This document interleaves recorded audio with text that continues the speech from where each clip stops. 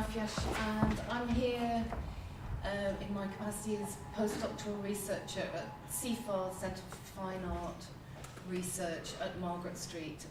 My field is performance philosophy. So I'm going to tell you a bit about my latest research on Edward Bond's work. Edward Bond works with the theatre and education company Big Brum, which is based in Birmingham, and for 17 years I've tracked their progress. I'm interested in his very innovative performance strategies, which I'm going to tell you about. In order to sort of understand my methodology, I'm going to skip very quickly through basic semiotics. The three types of two types of representational sign. The first one, iconic sign, in which the signifier resembles its object, so as an image resembles the thing that it represents. So the first type of sign is the iconic sign. Second type of sign is the symbolic sign. The symbolic signifier stands in for its object in the way that words do. So the word horse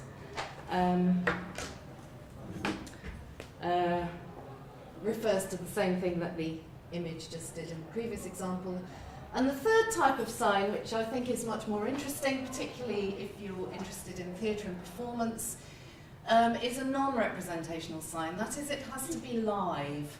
It's an index. And indexical signifiers are things which have been physically connected to their object. And I have to bring in this horseshoe because you can't put it into cyberspace. It can only exist in its own right. It doesn't look like a horse, so it's not an iconic signifier. It doesn't stand in for a horse, so it's not a symbolic signifier. But it was once physically contiguous with a horse. It sort of smells of metal. It's got bits of mud attached to it. You can see the scrapey signs of where the horse, last scratched it on the floor before it threw it off. So indices, the third type of sign, we can only mediate through our own five senses, and they can't really be represented in any way. And this links to the ancient stage. This is a picture of the theatre of Dionysus as it is today, which is as it was remodeled by the Emperor Nero in the 1st century. You can see the basic shape. We think in the 5th century BC, we think in the 5th century BC that it looked like this. And the structure that I'm particularly interested in here is the scaena, which is the wooden structure which the actors would go and change behind, and they would make their entrances and exits from behind it. And there's the Temple of Dionysus in the background there. The scaena is interesting for me because if we sort of think of the thin blue line as the scaena here, the audience is looking at the proscaena, the street view, the public space where icons and symbols work together. You see people and you hear them speaking in public view. When they go behind the scaena, they're in the obscaena, they're inside the palace, they're in the private space, and we hear things we can't see, and traumatic events are indexed. And it's a particularly interesting space because it indexes the audience. The audience has to, it can't match up icons and symbols as they are matched up in lip sync in a film for us. And it makes us listen very searchingly. It makes us very engaged in a physical way. Now, in the Underroom, which is the play I'm going to talk about by Edward Bond, which was staged by Big Brum a few years ago, I think it was 2006, a dummy actor and a dummy represent an illegal immigrant. So one person is represented in two spaces. The dummy actor stands separately from his dummy body which sits on the chair. And everybody in the play, all the other characters, behave as if the dummy were a whole person and the dummy actor didn't exist. So the audience can't quite see and hear both things at the same time. And what I'm proposing here is that the ancient skeina, the dividing line between obscene things and public things, has been sort of rotated by, is it 90 degrees? Around like that, so that we can see behind the obscena and in front of the proscena, but we can't see them both at the same time. We have to kind of move as if we were at a tennis match if we want to make the illegal immigrant add up. And it's a very interesting strategy because the immigrant in the play has been a child soldier. He's suffering from disembodiment, he's suffering from psychological disassociation, and this sort of dramatises his psychological state in a very tangible way. And this is a photograph from an Australian production. You can see the dummy actor standing behind in his underwear, and the dummy's sitting on the chair, and the other characters in the play behave as though the dummy was the living person. So, what's happening here? We're separating icons from symbols. What happens when we separate icons from symbols and you can't look and hear at the same thing at the same time? The relationship between signifier and signified loosens. So the sign itself becomes fluid. It takes away our vision or our ground.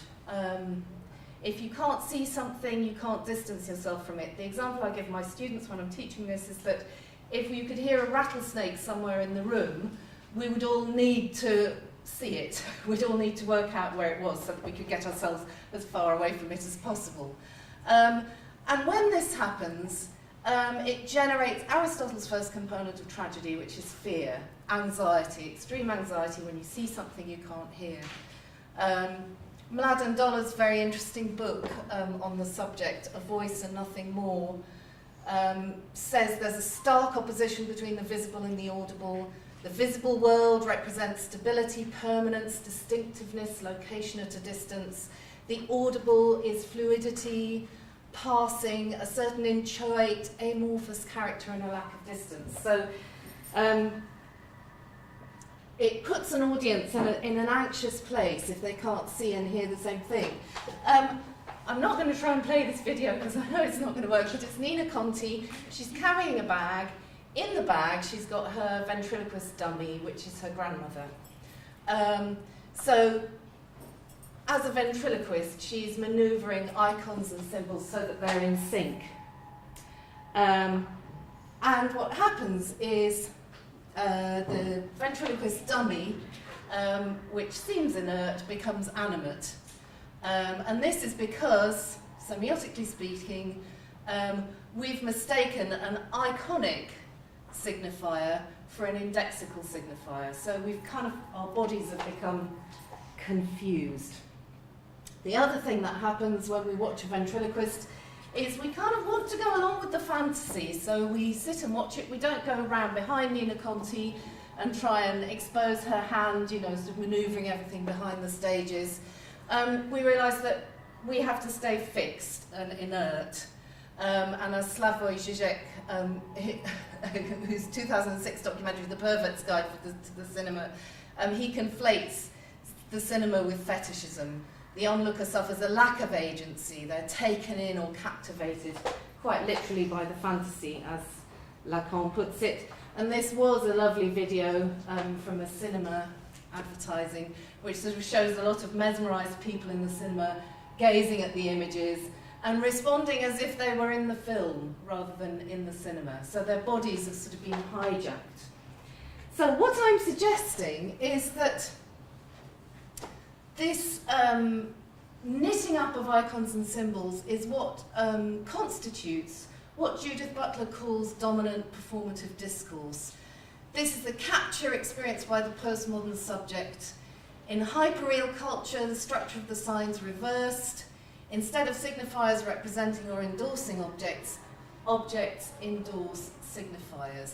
And this is when bodies have to live up to words and images. And if you think of all our postmodern malaise and illnesses, eating disorders, self-harm and so on, they begin to make sense if we understand this concept. So identities can become trapped by racist and sexist cultural expectations. Okay, my time is up, so I'm going to just skip very quickly to this last slide, which says, my work looks at Jacques Rancière's notion of holding things together apart.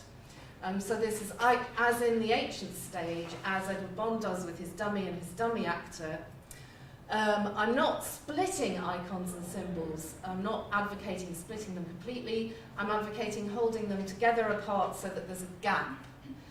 When we disturb lip sync, as in ancient mask drama, we separate icons from symbols so that audiences are indexed and audiences have to knit them up. Audiences make meaning for themselves and they move from experiencing a representation to actively participating in an event. And this physical involvement prepares the ground for the involuntary eruptions of energy, which we call tragedy and comedy. And I could go on to talk about that if I had time, which I don't. Thank you very much.